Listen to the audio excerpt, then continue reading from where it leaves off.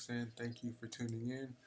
And today I'll be bringing you a tutorial about on Illustrator, not about, but on Illustrator using a pen tool and bringing documents in to trace in Illustrator. So here, after you open your document and all of that, you'll want to go to File, Place, and from here, wherever you placed your file at is pretty much where it will be. And for me right now, I have a file on a desktop that I'm going to use just for this tutorial's purpose. Alright, I should already have this out there. I didn't mean for you guys to have to watch while I put the document in, but maybe you guys didn't know how to bring documents in, so now you found that out too. Alright, from there I'll lock the layer and then add another layer just to get started. And since this illustration has a black outline, I would just start in black right here with the outline, or stroke actually.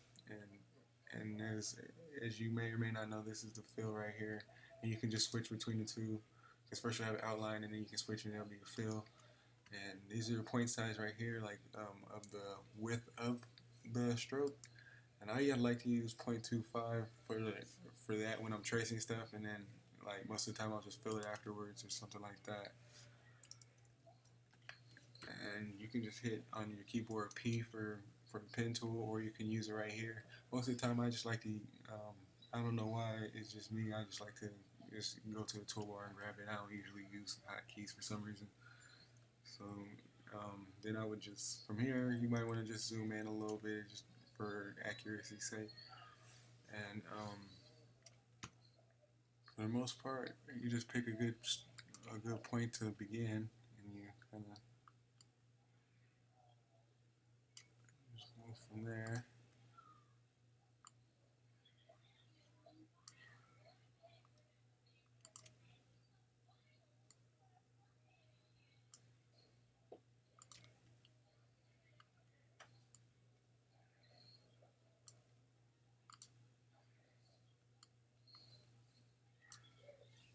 Like so, and you just kind of following the lines for the most part, and kind of just tracing like that. And you're pulling the handles kind of just to it just kind of gives you more control over the arches and the bends of the line segments you're creating in the stroke. You kind of just pick a point and you like that.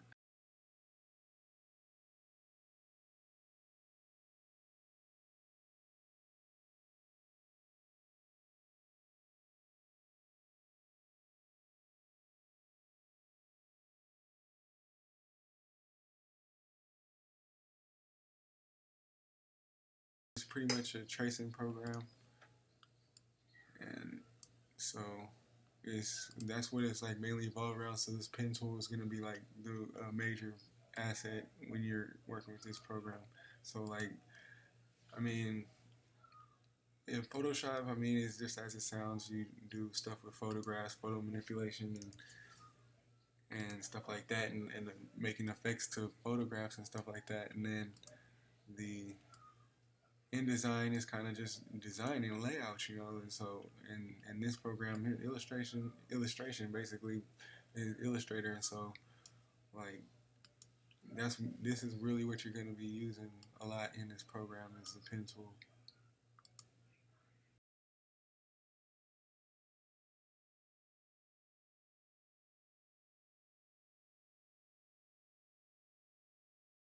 All right, once you finish it, and that's another thing too that people don't necessarily realize, or that I noticed that they didn't realize when they're using the pen tool, is that you have to connect the points at the end. You can't just like not connect the points at the end.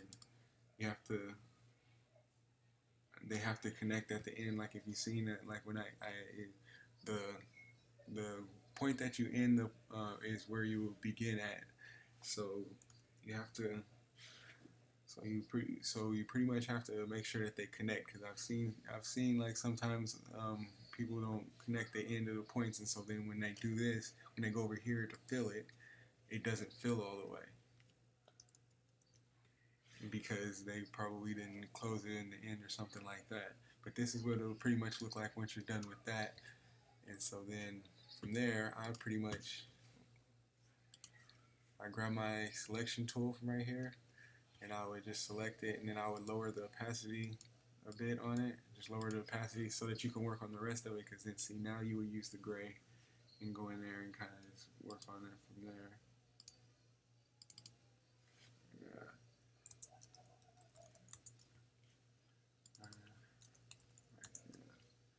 Yeah, kind of just, but for the most part, yeah, that's pretty much what you would do, and then you would go in here, go back to here, for the most part, and then just pick a gray that seems close to it at least, because when you're done, you'll be able to, when you're done with it, you can kind of use the eyedropper tool, which I'll show in another tutorial. That'll give you a lot more accuracy with the color choosing as well, if you want something to be like a specific color or something else or something like that. So after you've done that, you grab your pen tool again, and you can kind of go from there.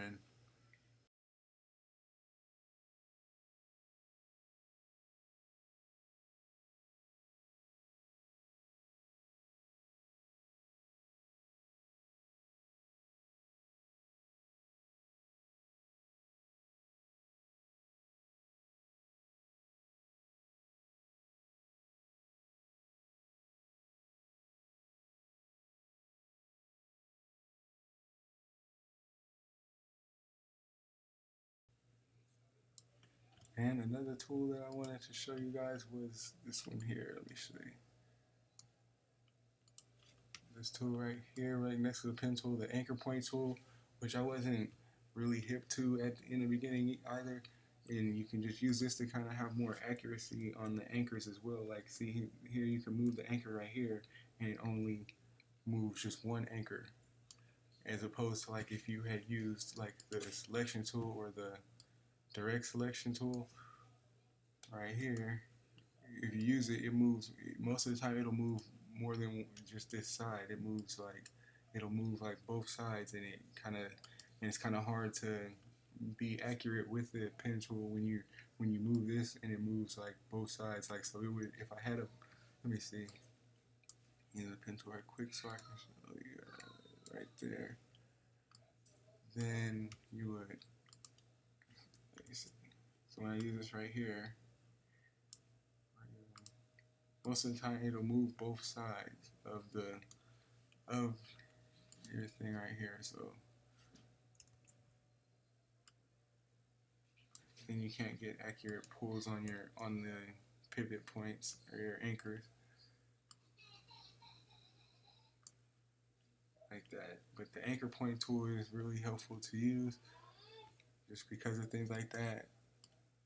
Cause like, see, I could really pull that, see, without that, because if I just use this, then I'm moving both ends of this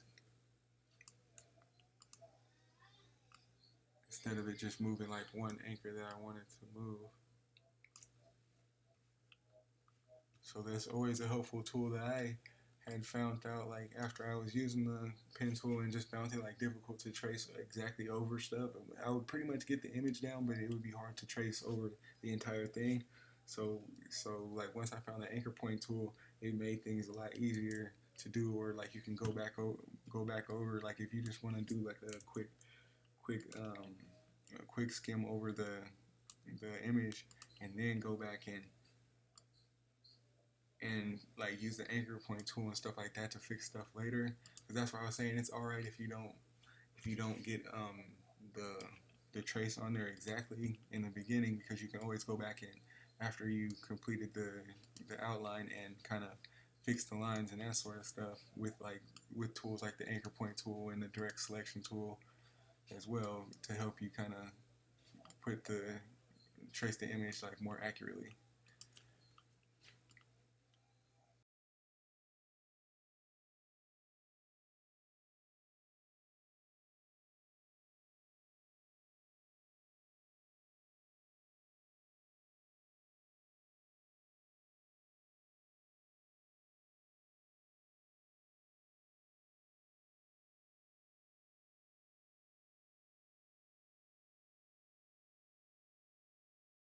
All right, and then from there you can just kind of, and then from there, as you see, kind of, and you can check like the progress along the way by turning off the layers, and you can turn off the visibility of the layers like that, pretty much. On, off. I should have missed it. But yeah, for the most part, why is this one like that layer should be?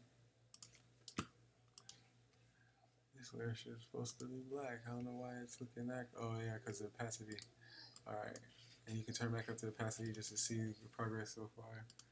All right,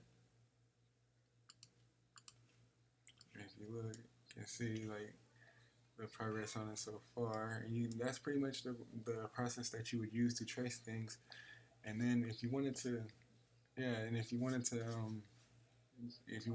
get the colors more accurate, you'll be able to use the eyedropper tool to do that. But I'll show you that in another tutorial.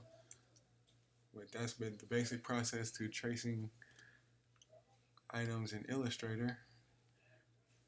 And if you guys, and to get more, and for the most part, that's what you would do to get more accurate accurate tracings. And so if you, and you can also on your pivots, on the pivots as well, which is a new feature to Illustrator, they have these right here, which give you a which can gives you like a nice pull on the anchors that'll kind of make them, instead of having like sharp edges, it can kind of curve the edges out a little bit. And which is these little dots right here, which is actually pretty cool because then, and it does it for all of the edges too, I believe, because once I looked around, all the edges were kind of curved afterwards, and so that's cool as well. And so yeah, that's pretty much how you would go about that there using the pen tool. So hope you guys like, subscribe, all that good stuff. I'll be doing some more tutorials on Photoshop and InDesign as well. So hope you guys stay tuned, and if you guys have any questions, please comment below. And if there's any tutorials on anything you guys might want to know in the future, you guys let me know as well. So thank you. Hope you enjoy.